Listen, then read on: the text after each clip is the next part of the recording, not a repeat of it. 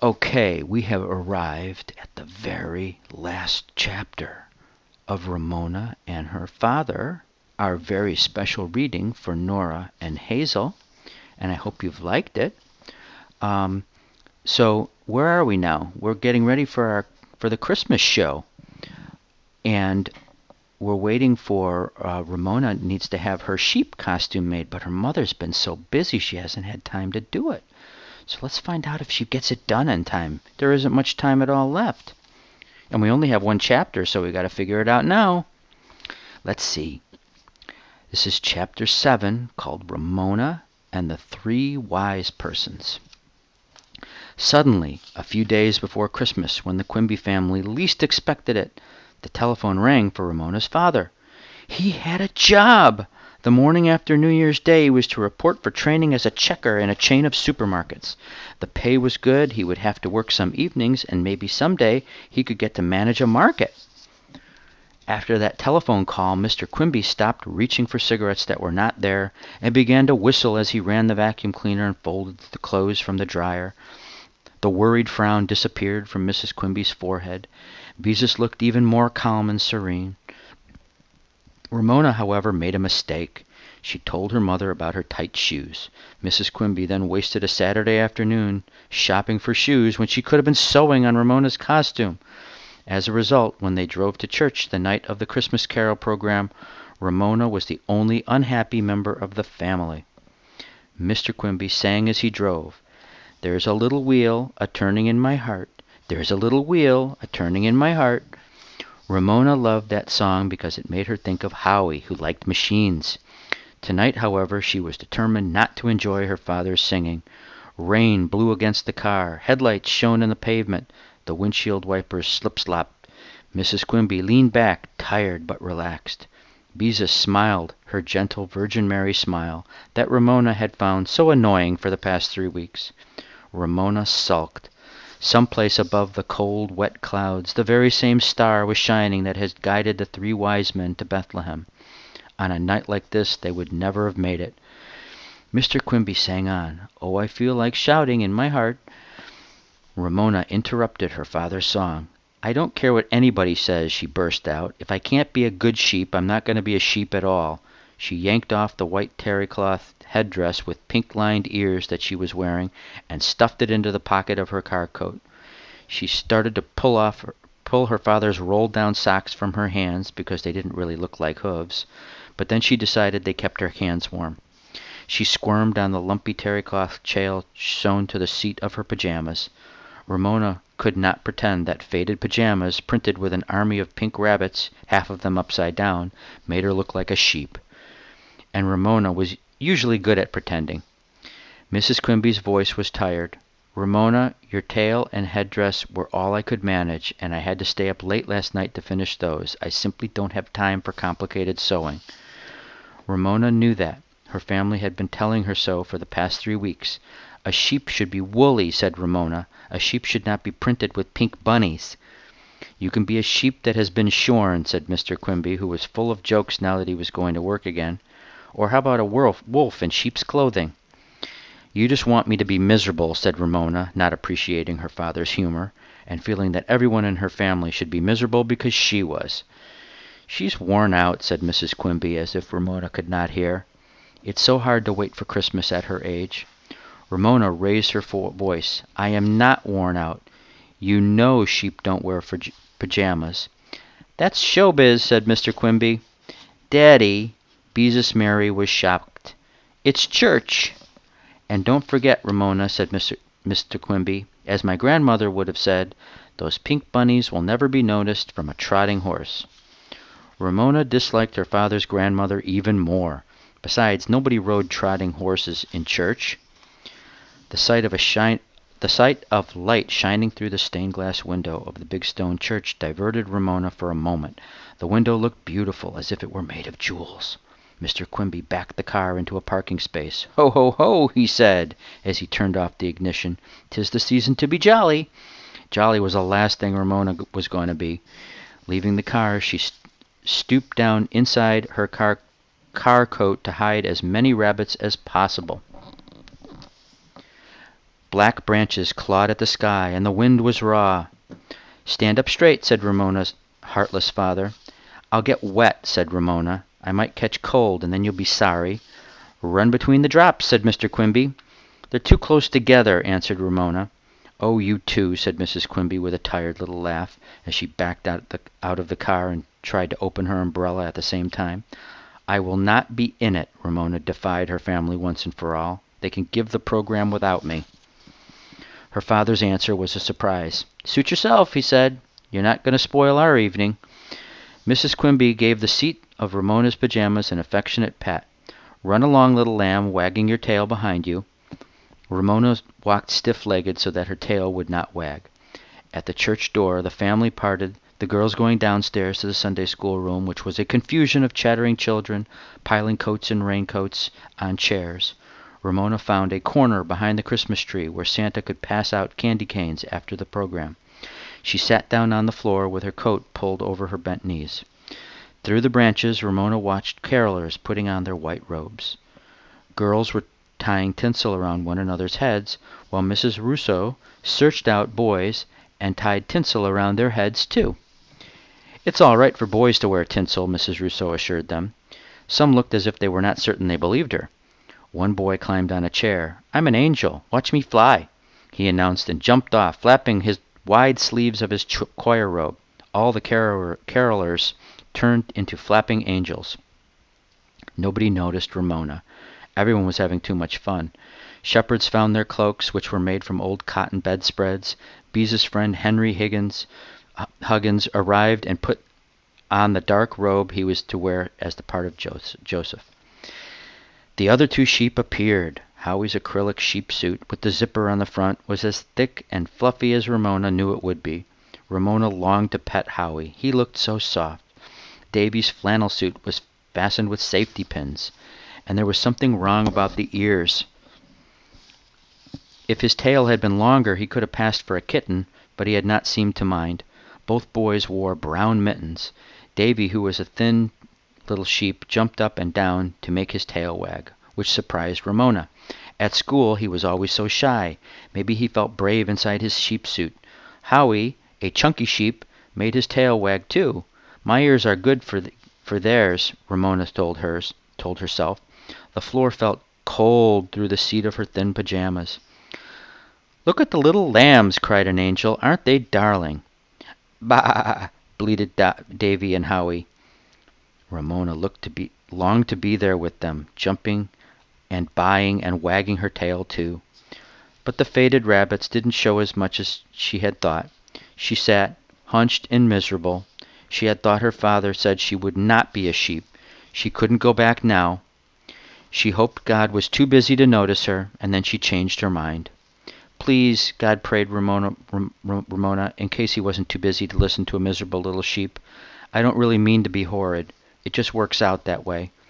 She was frightened, she discovered, for when the program began, she would be left alone in the church basement. The lights might even be turned out, a scary thought, for the big stone church filled Ramona with awe, and she did not want to be left alone in the dark with her awe. "Please, God," prayed Ramona, "get me out of this mess." Beezus, in a long blue robe and a white scarf over her head, carrying a baby blanket and a big flashlight, found her little sister. "Come out, Ramona," she coaxed. "Nobody will notice your costume. You know Mother would have made you a whole sheep suit if she had time. Be a good sport, please." Ramona shook her head and blinked to keep tears from falling. "I told Daddy I wouldn't be in the program, and I won't." "Well, okay, if that's the way you feel," said Beezus, forgetting to act like Mary. She left her little sister to her misery. Ramona sniffed and wiped her eyes on her hoof. Why didn't some grown-up come along and make her join the other sheep? No grown-up came. No one seemed to remember there were supposed to be 3 sheep, not even Howie, who played with her almost every day. Ramona's eye caught the reflection of her face distorted in a green Christmas ornament. She was shocked to see her nose look huge, her mouth and red-rimmed eyes tiny. "I can't really look like that," thought Ramona in despair. "I'm really a nice person. It's just that nobody understands." Ramona mopped her eyes on her hoof again, and as she did she noticed 3 big girls, so tall they were probably in the 8th grade. putting on robes made from better bedspreads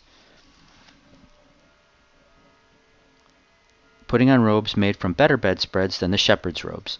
That's funny, she thought. Nothing she had learned in Sunday school told her anything about girls in long robes in the nativity scene. Could they be Jesus' aunts? One of the girls began to dab tan cream from a little jar in her face, and to smear around another little girl held up a pocket mirror. The third girl, holding her own mirror, used an eyebrow pencil to give herself heavy brows. Makeup, thought Ramona with interest, wishing she could wear it. The girls took turns darkening their faces and brows. They looked like different people.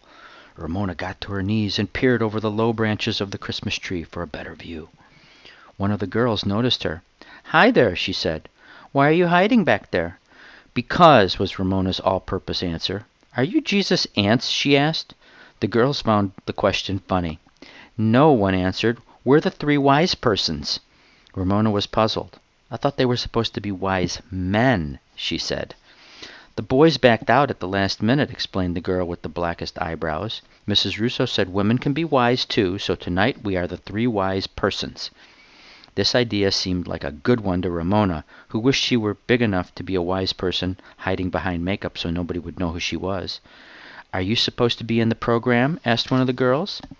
"I was supposed to be a sheep, but I changed my mind," said Ramona, changing it back again. She pulled out her sheep headdress and put it on. "Isn't she adorable?" said one of the wise persons. Ramona was surprised. She had never been called adorable before. Bright, lively, yes. Adorable, no. She smiled and felt more lovable. Maybe pink-lined ears helped. "Why don't you want to be a sheep?" asked the wise person. Ramona had an inspiration. "Because I don't have any makeup." "Makeup on a sheep?" exclaimed the wise person, and giggled. Ramona persisted. "Sheep have black noses," she hinted. "Maybe I could have a black nose." The girls looked at one another. "Don't tell my mother," said one, "but I have some mascara.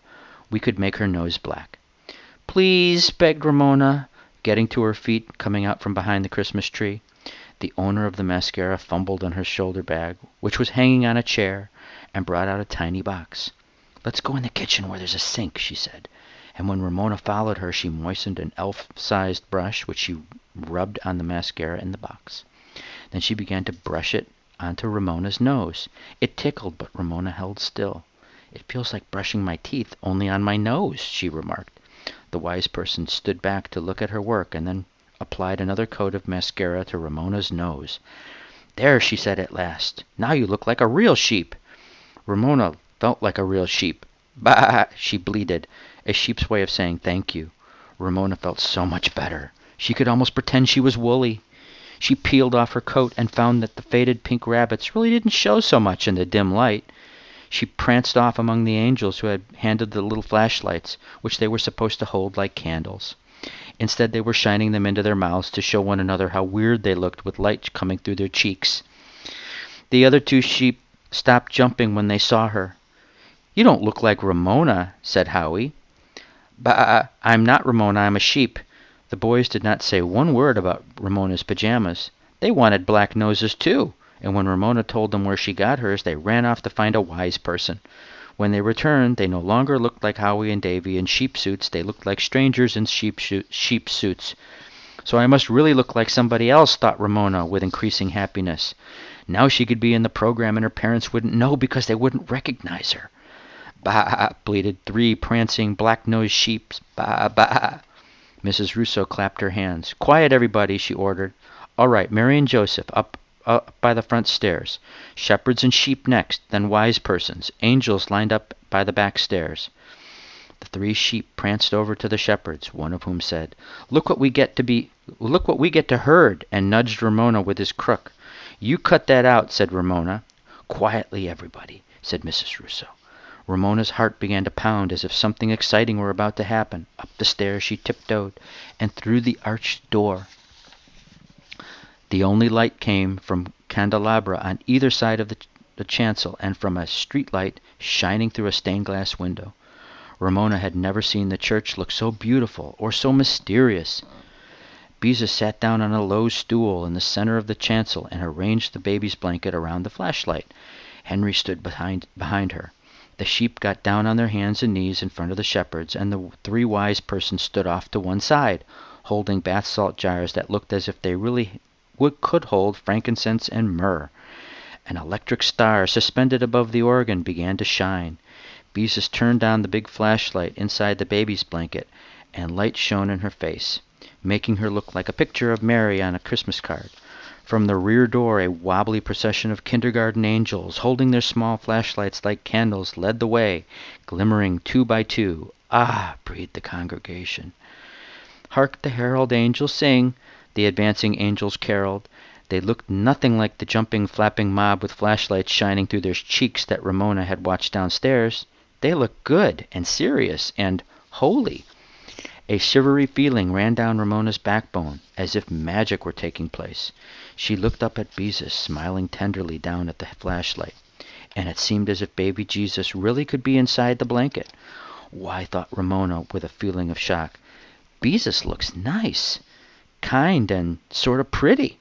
Ramona had never thought of her sister as anything but, well, plain old big sister, who got to do everything first. Ramona was suddenly proud of Beezus. Maybe they did fight a lot when Beezus wasn't going around acting like Mary, but Beezus was never really mean. As the carolers bore more light into the kitchen, Ramona found her parents in the second row. They were smiling gently, proud of Beezus too. This gave Ramona an aching feeling inside. They would not know her in her makeup. Maybe they would think she was some other sheep, and she didn't want to be some other sheep. She wanted to be their sheep. She wanted them to be proud of her, too. Ramona saw her father look away from Beezus and look directly at her. Did he recognize her? Yes, he did. Mr. Quimby winked. Ramona was shocked. Winking in church? How could her father do such a thing? He winked again, and this time held up his thumb and forefinger in a circle. Ramona understood. Her father was telling her he was proud of her, too. "Joy to the newborn king," sang the angels, as they mounted the steps on either side of the chancel. Ramona was filled with joy. Christmas was the most beautiful, magic time of the whole year. Her parents loved her, and she loved them, and Beezus too. At home there was a Christmas tree, and under it presents, fewer than at past Christmases, but presents all the same. Ramona could not contain her feelings. "Bah!" she bleated joyfully. She felt the nudge of a shepherd's crook on the seat of her pajamas, and heard her shepherd whisper through clenched teeth, "You be quiet." Ramona did not bleat again. She wiggled her seat to make her tail wag. And that is the end of our story. Now, it says here at the end that the next one is called Ramona and Her Mother. You guys will have to tell me if that's the one you want to read next, or if there's something else you'd like to do. So I hope you enjoyed our book together, and as soon as you tell me what the next one is, we'll get started on that one. Hope you enjoyed it.